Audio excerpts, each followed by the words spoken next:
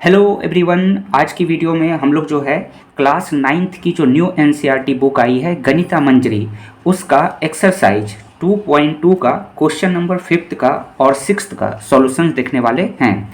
तो question number 5th में कहता है कि Ruby has 3 times as many 2 rupees coins as she has 5 rupees coins. If she has a total rupees 88, how many coins does she have of each type? क्या question का मतलब हुआ? Question कहता है कि रूबी के पास जो है, ठीक है, 2 रुपये के सिक्के हैं और 5 रुपये के सिक्के हैं। तो देखिए जो 2 रुपये के सिक्के हैं ना, वो 5 रुपये के सिक्के से कितना है, 3 टाइम्स है उसके पास। यानी कि रूबी के पास जितना भी 2 रुपये का सिक्का होगा वो 5 रुपये के कॉइन्स के कितना होगा, 3 टाइम्स होगा। उसके बाद आपको दूसरा जो क्लू क्वेश्चन में दिया गया है वो ये दिया गया है कि इसके पास यानी कि रूबी के पास टोटल कितना रुपया है। टोटल उसके पास है 88 रुपीज है। तो बताइए कि रूबी के पास जो है दोनों प्रकार के ईच टाइप यानी कि दोनों तरह के सिक्के की संख्या कितनी है, सो हमें बताना है। तो यहाँ पे देखिए सबसे पहले हम लोग क्या करेंगे, मानेंगे, मान लेते हैं कि रूबी के पास जो है वो 5 रुपये के जो सिक्कों की जो संख्या है वो क्या है, एक्स है। ठीक है, लेट रूबी हैज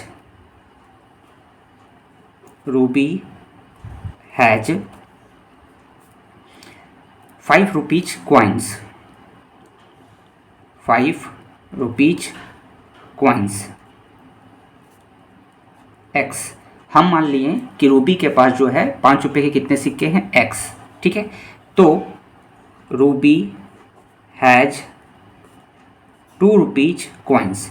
तो 2 रुपीज का कितना कॉइन्स होगा उसके पास, 3x हो जाएगा। क्वेश्चन में बोला है देखिए कि Ruby has 3 times as many 2 rupees coins as she has 5 rupees coins. ठीक है, 2 रुपये के जो सिक्कों की संख्या है वो 5 रुपये के सिक्कों की संख्या के कितना है, 3 गुना है। तो हम लोगों ने माना कि 5 रुपये के सिक्कों की संख्या क्या है, x है। तो ये 2 रुपये के सिक्कों की संख्या कितना हो जाएगा, 2x। ठीक है, अब आगे आते हैं। अब देखेंगे यहाँ पे, अब हम लोग क्या करेंगे, देखिए ये जो 5 रुपये के सिक्कों की संख्या कितना है, x। तो यहाँ पे लिखेंगे x और इसको मल्टीप्लाई करेंगे 5 से। अब आप बोल रहे होंगे कि मल्टीप्लाई क्यों करेंगे 5 से। पहले मैं यहाँ पे इक्वेशन बना देता हूँ, उसके बाद आपको बताता हूँ। फिर यहाँ प्लस देंगे और ये जो 3x है इसको लिखेंगे, इसको मल्टीप्लाई करना है आपको 2 से और इक्वल टू में लिखना है 88। अब ये कैसे लिख दिया गया, देखिए ये जो है x, ये क्या है, सिक्कों की संख्या। सिक्कों की संख्या कितना है, x। जब हम लोग उसके वैल्यू से गुना करेंगे, ठीक है, एक सिक्के की संख्या का वैल्यू कितना है, 5 रुपया। ठीक है, तो ये तो सिक्कों की संख्या है x, इसको 5 से गुना करेंगे तभी तो टोटल 5 रुपये के सिक्कों की जो सिक्के हैं उसका वैल्यू निकलेगा। इसी तरह से यहाँ पे देखिए 2 रुपये के सिक्कों की संख्या कितना है, 3x। तो इसको 2 से गुना करेंगे तभी तो टोटल जो है उसके पास वैल्यू निकलेगा। ठीक है, कि 3 रुपया कितना है, 3 रुपये के सिक्कों की संख्या का वैल्यू कितना होगा। तो और इसको हम लोग ऐड करेंगे तो 88 आएगा। अब 88 कैसे आया, क्योंकि ये कहा था कि उसके पास टोटल जो सिक्कों की संख्या कितना है, 88। जैसे इसको थोड़ा सा और समझ लीजिए, जैसे मैं आपके पास कहता हूँ कि आपके पास जो है 2 रुपये के, ठीक है, 2 रुपये के सिक्कों की संख्या कितना है, 5 जो है आपके पास 2 रुपये के सिक्कों की संख्या 5 है। तो देखिए इसका वैल्यू कैसे निकलेगा, ये तो 2 रुपये के सिक्कों की संख्या 5 आपके पास सिक्कों की संख्या है। ठीक है, और कितने का है, ये 2 रुपये का। तो इसको जब हम लोग गुना करेंगे तभी तो पता चलेगा कि आपके पास टोटल अमाउंट कितना है, तो 10 रुपया है। इसी तरह से मान लीजिए कहते हैं कि मेरे पास जो है 5 रुपये के सिक्कों की संख्या है।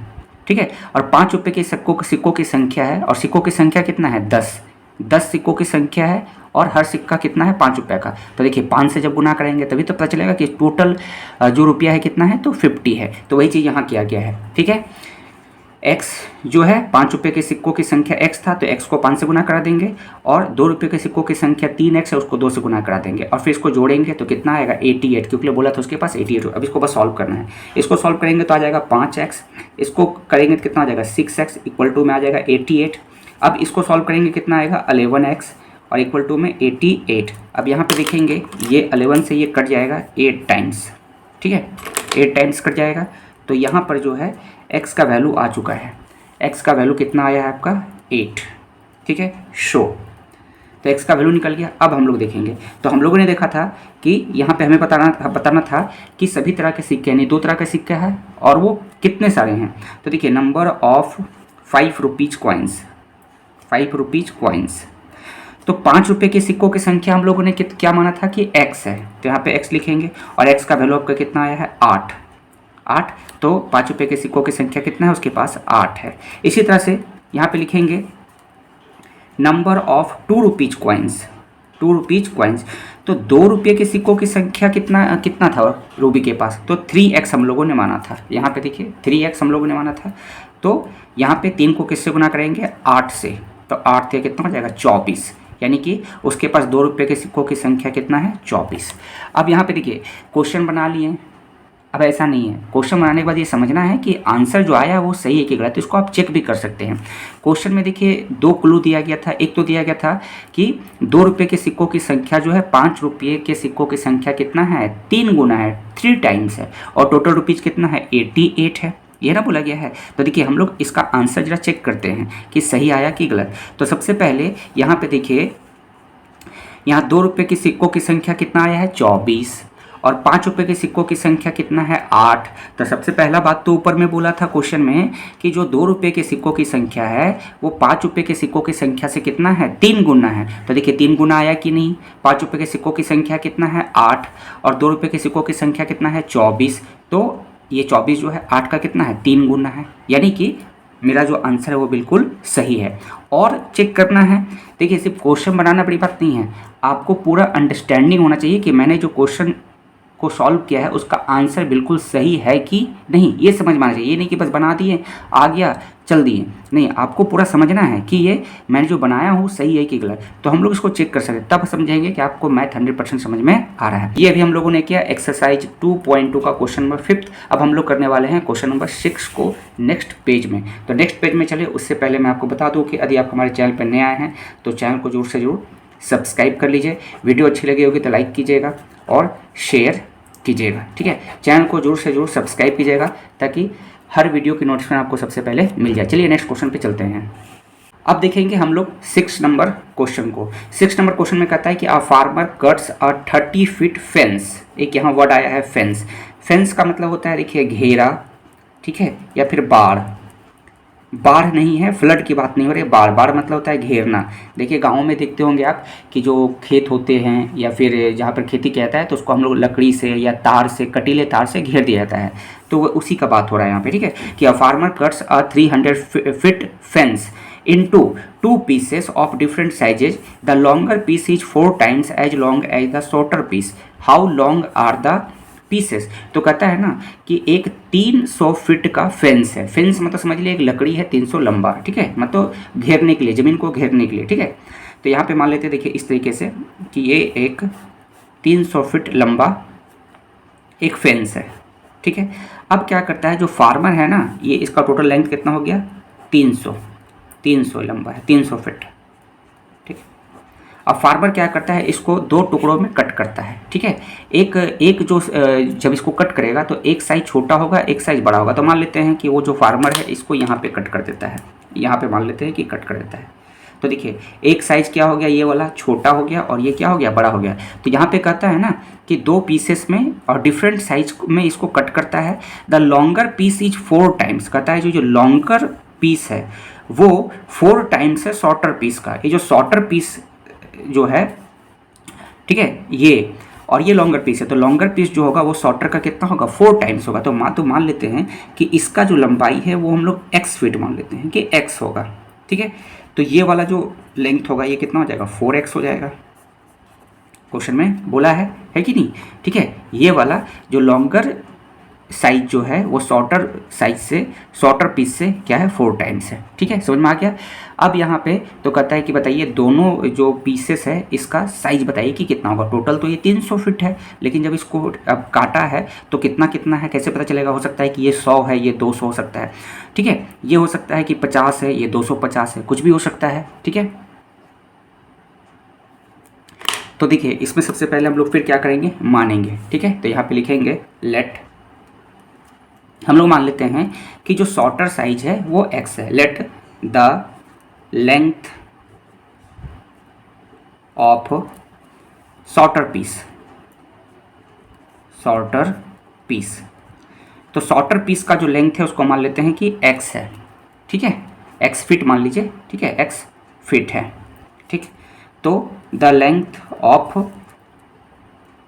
लॉन्गर, तो लॉन्गर जो पीस है वो कितना हो जाएगा, 4x फीट हो जाएगा, है ना, 4x फीट हो जाएगा। ठीक, अब आइए यहाँ पे according to question. According to question में यहाँ पे क्या बोला था कि ये दोनों का लेंथ का सम कितना है 300। तो क्या हम लोग ऐसा लिख सकते हैं 4x ये बड़ा वाला पीस है और ये छोटा वाला पीस है, जब इसको जोड़ेंगे तो ये किसके बराबर आएगा, ये जो है आपका आएगा 300 के बराबर। ठीक, अब यहाँ पे 4x और ये कितना हो जाएगा 5x बराबर कितना हो जाएगा 300, और यहाँ से ये कट जाएगा कितना बार में 5 छक 30 60, यानी कि x का वैल्यू आ गया आपका 60। यानी कुछ समझ में आया, x का वैल्यू 60 आया, यानी कि जो छोटा पीस का जो लेंथ है वो 60 है। ठीक है, तो अब अगला निकालने का जरूरत ही नहीं है। आप देखिए बहुत तरीके से निकाल सकते हैं। तो अगला जो पीस होगा छोटे का क्या है 4 गुना है, तो 60 का 4 गुना कितना आ जाएगा 240, या फिर ऐसे समझिए छोटा वाला आपका लेंथ आ गया जाकर के 60 आ गया ये वाला। ठीक है, तो भैया ये 300 में से 60 घटाएंगे तो ये कितना आ जाएगा 240। ठीक है, तो चलिए अब यहाँ पे बस आपको लिख देना है short length of shorter piece. ठीक है, लेंथ ऑफ शॉर्टर पीस, तो जो शॉर्टर पीस था उसका लेंथ हम लोगों ने x माना था। ठीक है, तो ये आ गया आपका कितना 60 फीट। ठीक है, और दूसरा लेंथ ऑफ लॉन्गर पीस, इसको हम लोगों ने क्या माना था 4x, तो 4 को मल्टीप्लाई कर देंगे 60 से तो कितना हो जाएगा 240 फीट।